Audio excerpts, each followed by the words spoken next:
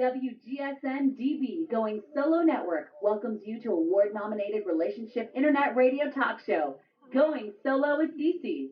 Host Cece Schatz is a speaker, author, blogger, and the leading transitional divorce and dating coach with My Friends Connect and Going Solo Next Step. Now, together, let's join Cece. Well, hello there. This is Cece with Going Solo, and it's so great to have you with us. You are listening to WGSN-DB Going Solo Network. And today with us, we're going to go right on in to our topic, going to be the 3 transformation practices. And we have with us today Gretchen TenBrook.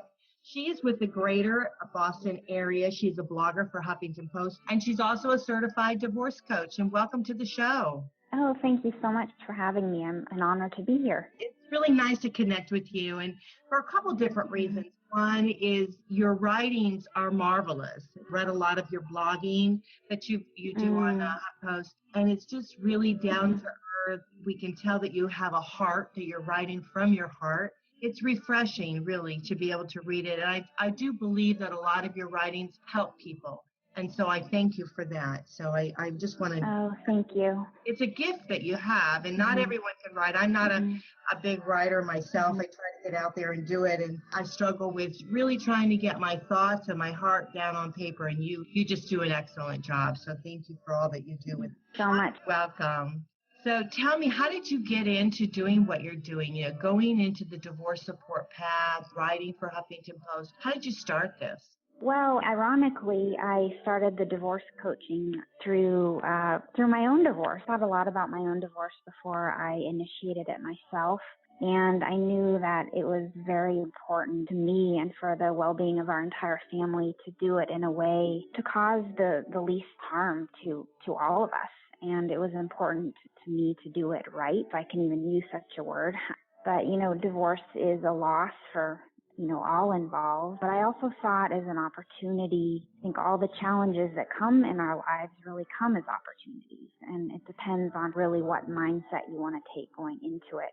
So I chose to get the certification to sort of educate myself and then be able to pass it on to others, how to really have the experience of separation and divorce be one of transformation and personal growth versus one of just trauma and damage.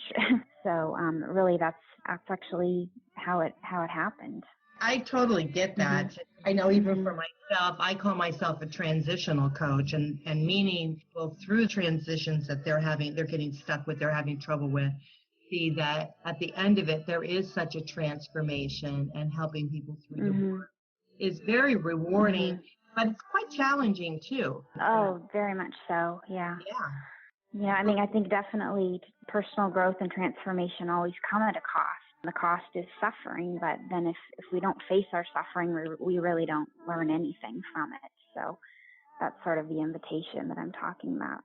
Absolutely. And it really does open the window for you. I was listening. My sister sent me a song today, and I posted it on Facebook and some of the other social medias. And what I thought about when she sent it to me, it's that I think the song was If I Knew, and the thing about a breakup and all of that. But for me, I had known 16 years ago from my marriage, and it's been longer now because I've been divorced for a while, but 16 years ago, if I would be at where I'm at now through all the pain and agony that I've gone through, would I have married him? I think I would have, because I'm at it. Right. And it had that, it was that struggle that got me through that. And that's what we're going to kind of talk about today, is that transformation that we make. And you had it broken down into 3 different categories. One was respond, don't react. And I love that. So tell us a little bit about what you were talking about, the emotional part of reacting there. Right. Well, I really sort of wanted to put a focus around the actual negotiation process and, offer a few tips that I have found in my own experience and with clients to be most helpful. And that first one you just mentioned, responding and not reacting. I think, emotional reactivity, I think, is really the killer of divorce negotiations, because we all know that it is such an inherently emotional process and time. But I think one of the real practices or disciplines that can be really helpful for people going through negotiations is to be able to really put some mindfulness practices around approaching negotiations, be able to honor their emotions, but not bring them into the negotiation process. A couple ways that I have really helped clients actually engage in this practice is through actually using your imagination, which can be helpful. One way is I encourage people to, often emotions will come up naturally, and to put, before you're going to talk with your partner, put all those emotions like in an imaginary bag, zipper it up and put it on a shelf and honor that and say, you know what, I'm going to leave those emotions there, all that anger, that sadness, whatever it is, I'm going to put it on the shelf. But when I talk with my partner, I'm not going to bring those into the conversation, but I'm going to deal with those emotions in a different setting. You know, because it's just the problem with the emotions is that when we let those guide our decision making, it just turns into an emotional conversation versus a logical one. You know, emotions tend to embrace all the negative feelings we have about the past instead of making positive decisions for the future.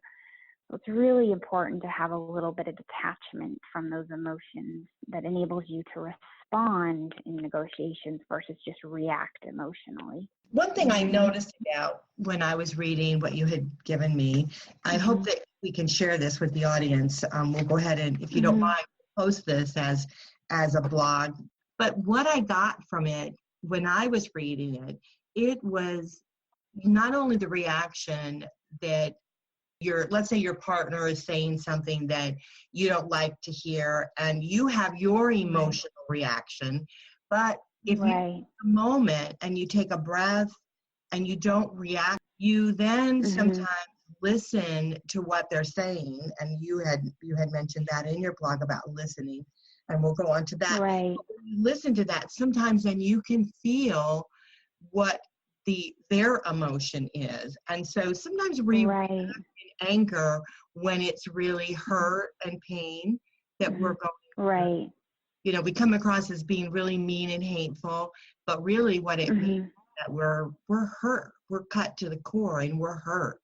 Yeah, I think that's such an important point. And I remember I was listening to something the other day where a person was talking about when we see someone else or experience someone else, you know, hurting us through their anger or, you know, a nasty comment or whatever, to really make it a practice to see that person's behavior as that person is suffering. It's not really about me, but it's about what suffering that they're going through. And I think when you are able to see it that way, you're able to see that person through a lens of compassion versus one of an adversarial sort of position. So I thought that was really helpful. You know, it's so true that, you know, it's so easy to just be engrossed in our own suffering and to think that, you know, the other person's causing it. But really, I mean, everyone is suffering in divorce. It's hard for everybody, you know, no matter whether you initiated it, whether you got the bad news, whether it was mutual, whether you're a friend. It's hard on everybody. We are all suffering. So if you're kind of able to understand that fundamental reality underneath it all, it's much easier to you know, engage in a more compassionate manner.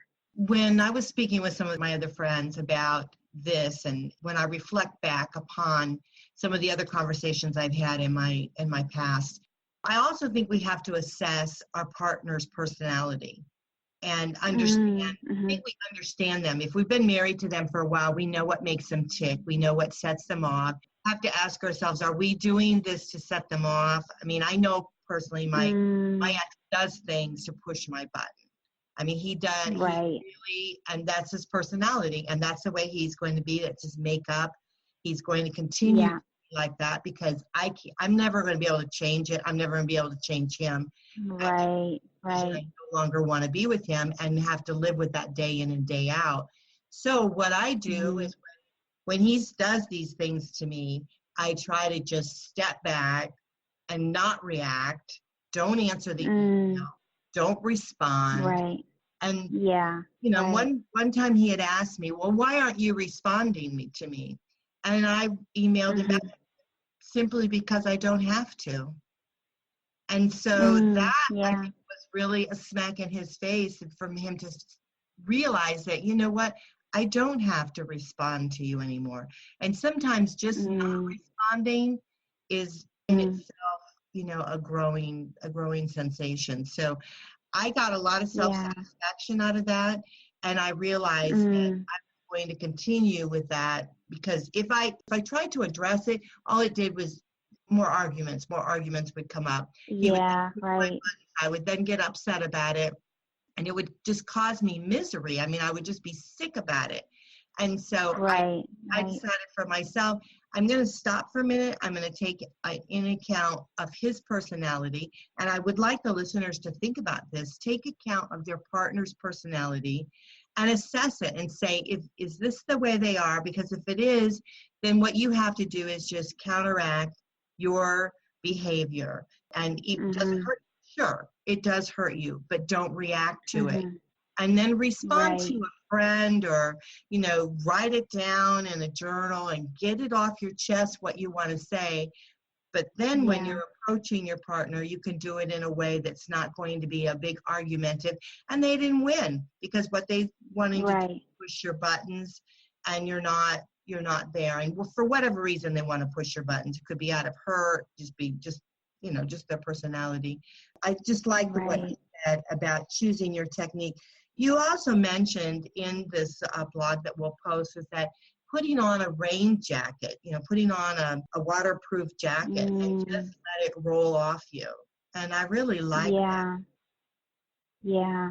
I think, you know, there can be times when, you know, your partner may say something that is very hurtful, and it can be so easy. Like, you can imagine if you were wearing sort of a cotton t-shirt, how it would like absorb into you and hurt you. But I think sometimes when you're talking with your partner, you need to protect yourself from what can be very hurtful comments. And one useful technique I found is just to imagine yourself wearing a waterproof jacket, or in really acrimonious situations, even like a bulletproof vest. But just, you know, something where you can just visualize that really hurtful comment just dropping off you, and just saying, you know what, I can choose the higher ground here, and I don't need to respond that way, and I don't need to let that hurt me or shake me. I can stand on my own 2 feet, and choose to be dignified, and choose to go through this in noble character, and not be a mirror of what I'm experiencing. And, you know, truly, there's times when we're all human beings. We're not going to be able to live up to these things. But again, there's another invitation, and that is one of forgiving yourself and just simply pushing the reset button and trying again. So that's excellent. That's excellent. Yeah. Then we move on to choose trust, not fear. And so explain that a little bit to us, what you mean by that. Choose trust, not fear. Well, actually, you know, I'm gonna share a little personally about that, because I really owe that saying. It's one I really carried close to my heart with me throughout my entire divorce process. And I really owe it to a pastor of the church that I used to attend, that our family used to attend, named Adele Calhoun. And there was one point in our divorce process that was very difficult. And I asked my ex-husband, I said, you know, would you like to go to pray with our pastors, who are a husband-wife team? And so we did. And it was actually quite a turning point in our process. And I remember we went in and they prayed with us, and Pastor Adele, she anointed us with oil. And what she said to me is, she said to both of us, she said, you guys need to choose trust and not fear. And, you know, I think one of the biggest emotions that I see with clients is fear, because what happens in divorce is your entire life is thrown into disarray, and you feel this tremendous sense you have no control, and you feel really powerless. And the thing is, what we do when we feel out of control is we want something to cling to, because we're afraid. Like it's not only your relationship status that has changed, your financial future, where you live, whether or not what your kids are going to do, everything changes and is thrown into uncertainty. And so I think fear is just a natural reaction. And, that can manifest as anger or a myriad of emotions. But, sort of instead of responding in fear, sort of the opposite of that is to say, you know what, I'm going to choose this as the time to take responsibility for my life, to take ownership of my life. And I'm not going to operate from a place of fear, but a place of faith and trust that I can move forward day by day, step by step. And it's okay that I don't know everything right now. I only need to know what I need to know today. So that was a really big piece of advice that really helped me personally. Beautifully said. I tell you, it is so true, because sometimes fear comes out in all different ways. It comes out in anger. Right. If we allow fear to bother us, it's so badly, it comes out in sickness, hurts our health. It hurts our whole mindset. And, our children, it's hard for us to be strong when we're so fearful. So sometimes if we just reach down and trust ourselves just a little bit, the process, and trust that we have a future. No matter, even though it's uncertain, we have no idea what our future holds. Talking to other guests on the show, and they talk about opportunity after divorce. Divorce different opportunities. So we don't know what our future holds. So sometimes we just have to grasp with the trust and the knowledge that, okay, we can get through this, and there is something on the other side of it. But I love what you said. One quote that I really like that I think the poet Rumi wrote this, but he just said, we know the path by walking it. And that has always been very reassuring to me, because, it tells me that the only step I need to know is the one I'm taking today. And really, that's how you get to the next step, is by taking the step that you take today. And I think sometimes we get so fixated on I need to know what 10 steps ahead is, but you can't really know that unless you're just faithful to the one that's right in front of you. So I think that helps with all the uncertainty that fear can be a part of. We talk about that a great deal in the divorce support group, because so often we have very organized individuals that are within the group, and so they're planners, and so they plan out their lives and their expectation of what they thought their life was going to be. Then when all of a sudden something has changed, they're grasping, and they're not quite sure on where it's going to go, and they're so uncertain on everything. And I love that. We often refer to taking baby steps, but I do like what you've said about about your steps in the path and all of that, because it's so true that sometimes we have to live in the moment.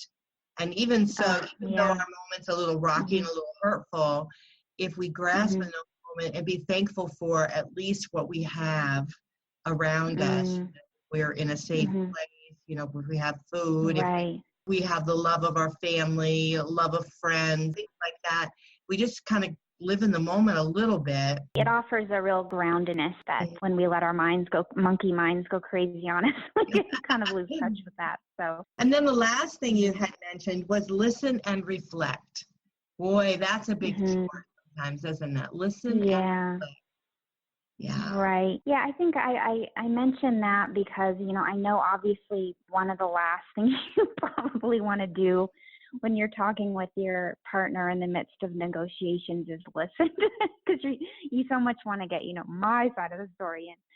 But I think you're actually doing a favor to yourself when you listen to, and when I say listen, I think one thing I really want to emphasize here is listen with your whole body, not just with your ears, but with your eyes, with your body language, with your heart, with your mind, because you want to give your partner full attention to what they're saying. And also not only listen to the content, but even more so to the feeling underneath it. And I think the reason why I say you're doing yourself a favor is because when you listen in that kind of manner, what you're doing is allowing them to feel heard. And when you feel heard, you're much more willing to listen to the person And so what it does is it basically builds connection and within the conversation. So you're much more willing to hear each other. And that's really what you want to get to in the divorce negotiation is not an argument and an I'm right, you're wrong, but a discussion around decisions.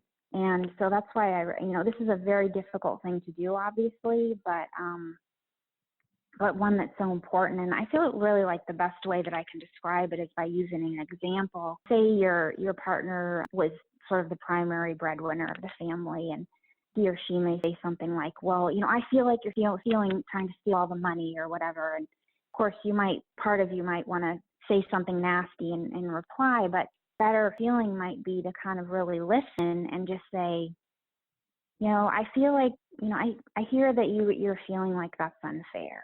You can totally, in offering something back like that, you're sort of basically attending to that person, what they're really feeling deep down, which is a sense of injustice. And usually when another person feels heard in that way, their defenses just dissolve because they feel heard and they're like, wow, this person gets me. And so therefore I'm going to be more willing to listen to them. So it's difficult, it's challenging, but let me tell you, it will reap a ton of rewards. I remember at one point in my own process, my partner, my ex-husband told me, he said, you know what, I feel like a doormat in this process. And I remember just saying, I'm really glad you told me that because I needed to know how you felt. And it really helped. I mean, just for simply to acknowledge how he was feeling. So there can be a lot of power by really listening and validating what your partner is telling you. And it's very hard to do because it's the last thing you want to do, but it really does, it does help foster some productive conversation. I'd like to take that a step further and not only listen and reflect on what your partner is saying or whoever is saying it around you, because it can be your attorney, it can be your coach, your psychiatrist, or whoever is saying something that, inside in your brain, there's something going off, and you're starting to feel apprehensive about it. But stop for a minute and, like you were saying, listen, reflect on what they're saying and reflect on how they could be feeling what they're saying. Don't reflect so much on the words that they're saying, but reflect on the feeling behind the words. Then take a moment and reflect on your feelings. Because so often, as we talked about in the very first part, reaction, we respond, we react, when really we don't want to react the way we're reacting because we're hurt inside. So like, okay, you said this and this hurt me. Now let's bring it down a notch. You're saying that because your feelings are hurt. You're going through something, but I'm going through something. And so I think if we take a moment, if we can do that without reacting, because so often we react so quickly and we're blaming each other, going back and forth. But if we reflect a little bit and start to understand a little bit more. I've often said, in order to really get through your divorce is to understand the part you played in the demise of your relationship.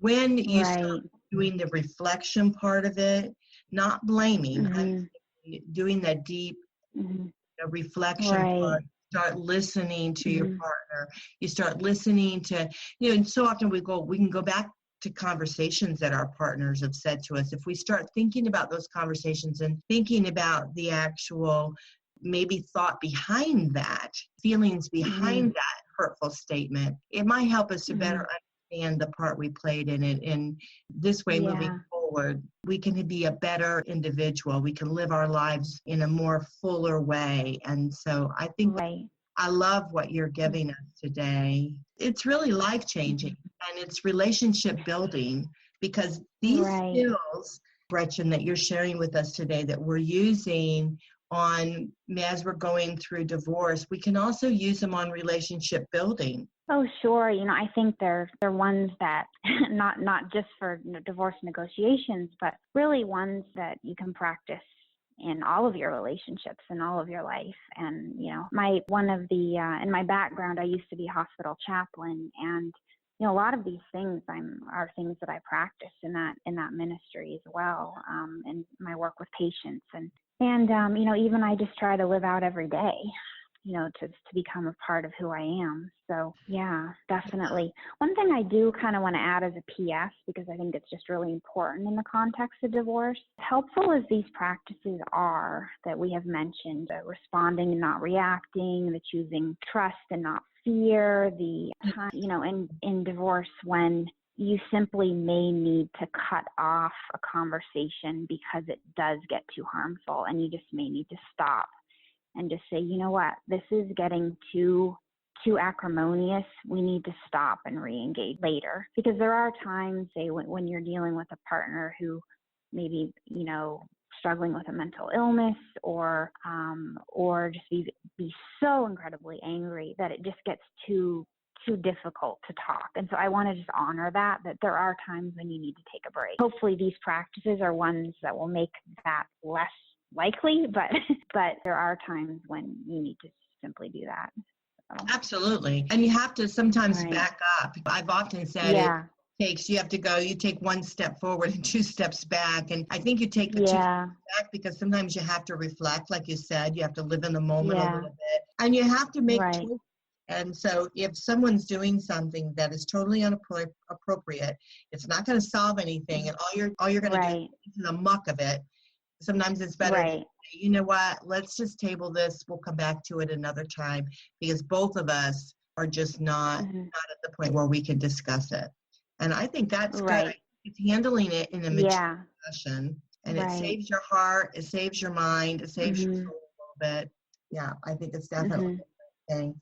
Well, tell us how to get a hold of you, Gretchen, if we want to maybe get some of your services for coaching, or we want to read some more of your blogs. How do we get a hold of you? Well, there's various ways. You can email me at gretchen.tenbrook, 10 like the number, brook like a river, at gmail.com. I do have a website called the letter T, the number 2, and the letter T, .solutions, talks about my divorce coaching practice. And for my writing, I write a lot about issues around spirituality and transformation and healthy living. I have a Facebook page called Author Gretchen TenBrook. I am a published author as well. So I have a Facebook page where people can follow my writing. It's also on Twitter and Tumblr and things like that. And my phone number is 781-248-2887. And I'm always happy to talk to anyone with a question or concern or any way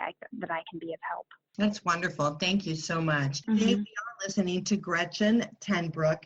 She's just fabulous. I tell you, I love what we were talking about today. Just to recap a little bit, we were talking about the 3 transformation practices: respond and don't react, choose trust, not fear, and also listen and reflect. And I think those are very, very important issues. Sometimes not easy to do, but if you can overcome how you're feeling, be able to step back for a moment, I think your world will change if you start using this practice through your divorce, and also relationship building. I think it will definitely help you. So, definitely, for sure. Thank you so much for being on Going Solo. I appreciate it. Yeah, thank you. It's been a privilege. Well, thank you so much. Well, this is Cece with Going Solo. You are listening to WGSN-DB Going Solo Network, and we'll see you again right here, same place, same time. Bye for now.